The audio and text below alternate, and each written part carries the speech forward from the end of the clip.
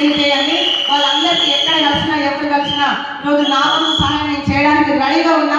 ఎందుకంటే అలాంటి పరిస్థితి ఏ ఆడబిడ్డకి రావద్దు, ఏ కుటుంబానికి రావద్దు. నేను మనస్ఫూర్తిగా సార్ ఈరోజు ఏ చరిత్ర చెప్పుకుంటే నేను వెస్టీజ్ సక్సెస్ తీసుకురాలేదు. నా జీవిత చరిత్ర మాత్రమే చెప్పుకుంటూ టీం తయారు చేస్తున్నా.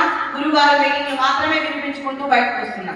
సో నిజంగా నేను డిసైడ్ అయినా, నాకు నేను డిసైడ్ అయినా. సో ఫస్ట్ వచ్చినప్పుడు నాకు సంబంధం లేదు, ఆయన మంచిగా చూడట్లేదు, మా అత్త మామ నన్ను కేర్ చేయట్లేదు, పిల్లలకి ఏం అడిగినా ఇయ్యలేకపోతున్నాను చెప్పి. కానీ ఎప్పుడైతే కరోనా పాజిటివ్ వచ్చిందో మా సార్ మళ్ళీ హోంగార్డ్ నుంచి కరెక్ట్ 8వ రోజు కరెక్ట్ 7:30 గంటలకు ఫోన్ చేసి, అంతకుముందు నైట్ ఏమో 8:30 ఫోన్ చేసి, ఇంకా నేను బ్రతకను, పిల్లలు జాగ్రత్త, 80 లక్షలు ఆగిపోయినాయి, ఇల్లు లోన్లో ఉంది, కారు లోన్లో ఉంది, ఊళ్ళో 4 ఎకరాల పొలం ఉంది, ఆ ఇల్లు అమ్ముకొని అయినా సరే సో వచ్చి హైదరాబాద్ లో మీ అమ్మ నాన్న దగ్గర ఉండండి అని ఒక మెసేజ్ వచ్చింది సార్. సో అది 7:30 వరకు నైట్ అంతా ఏడ్చుకుంటూ నైట్ మొత్తం నిద్రపోలేదు.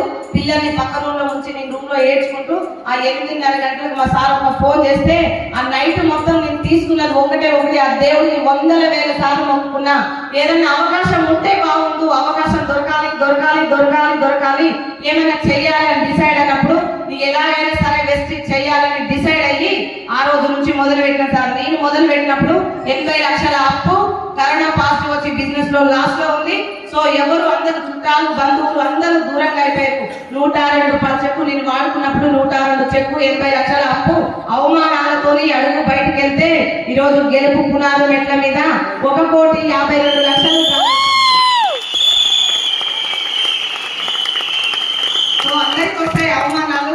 సో అవమానం అన్న పదానికి అర్థం కాదనుకుంటా. నేను చాలా నేర్చుకున్నా, వెస్టైన్కి వచ్చి అర్థం ముందుకు సంబంధం లేదు. సో అందరూ బయట ఎగతాలు చేస్తారు, ఎవరికి చెప్పలేదు ఎసాను. కానీ వెస్టీజ్ లో మాత్రం ఎవరికైనా చెప్పగానే వీళ్ళు ఇట్లా అన్నారు, వాళ్ళు ఇట్లా అన్నారు అని చెప్పి మనమే అవమానంగా ఫీల్ అవుతాం. సో నేను కూడా స్టార్టింగ్ నా మైండ్ లో ఒక్కటే విన్నాను.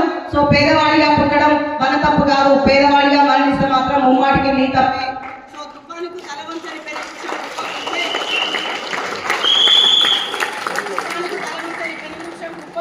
తల వంచిన గడ్డి కొరక తుఫాన్ అనంతరం గర్వంగా తలెత్తుకొని నిలబడుతుంది. సో ఇవన్నీ చిన్న అని నాకు అనిపించింది.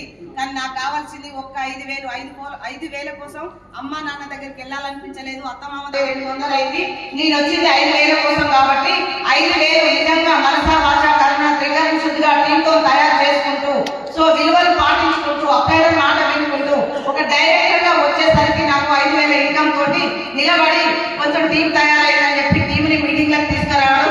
సో 5,000 ఇన్కమ్ 6,000, 8,000, 12,000, 16,000, 18,000, 29,000, 37,000, 39,000, 42,000, 52,000 వచ్చేలాగా మా సార్ పూర్తిగా డివైడ్. వద్దు, ఈ 5-10,000 సరిపోవు, వెస్టైన్ మనకి వర్కౌట్ కాదు, లక్షలు వస్తేనే సరిపోదా, జెంట్స్ వెళ్తున్నారు.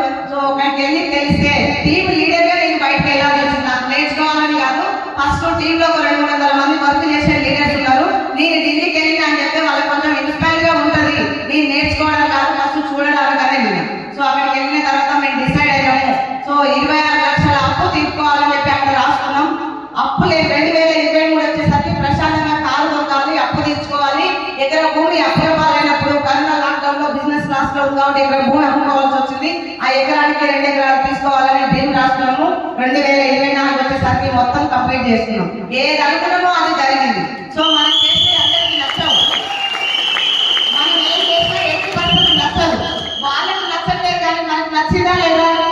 సో నాకు నచ్చింది, నేను వెస్టేజ్ నిలబడతా అని చెప్పి మా సార్ నేను కలిసి జర్నీ చేసినాం. చాలా ఇబ్బందులు వచ్చినాయి, ఫ్యామిలీ ఎవరు వద్దన్నారు, ఎవరికి దగ్గరికి రానియలేదు. ఫస్ట్ సంవత్సరం అంతా మాకు అర్థం కాకుండా అసలు డిసైడే చేసుకోలేదు ఏం చేయాలో. 2వ సంవత్సరం వర్క్ చేస్తే 1,00,000 వచ్చింది. వస్తుందా రాదా? సో అందుకని ఫస్ట్ 1,00,000 రాదు, అనుభవం వస్తుంది. టీం వస్తుందా పోతుందా, ఎవరు వస్తారు. సో 1,00,000 వచ్చింది. ఆ సంవత్సరం అంతా 26 లక్షలు అప్పు తీసుకున్నాం. 2వ సంవత్సరం 14,76,000 కారు తీసుకొని కియా సోనెట్